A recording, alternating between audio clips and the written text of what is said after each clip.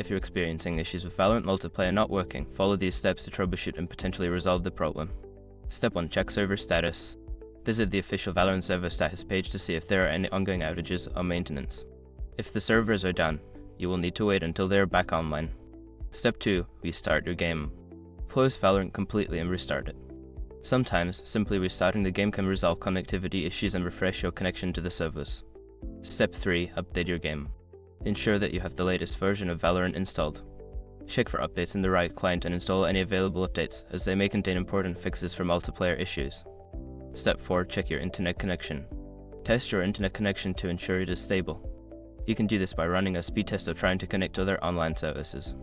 If your connection is unstable, consider resetting your router or contacting your internet service provider. Step 5. Adjust firewall and antivirus settings. Sometimes, firewall or antivirus software can block Valorant's connection to the internet. Check your firewall settings and ensure that Valorant is allowed to communicate through it. You may also need to add exceptions for the right client on Valorant in your antivirus software. By following these steps, you should be able to troubleshoot and resolve issues with Valorant multiplayer not working. If problems persist, consider reaching out to Riot Games support for further assistance.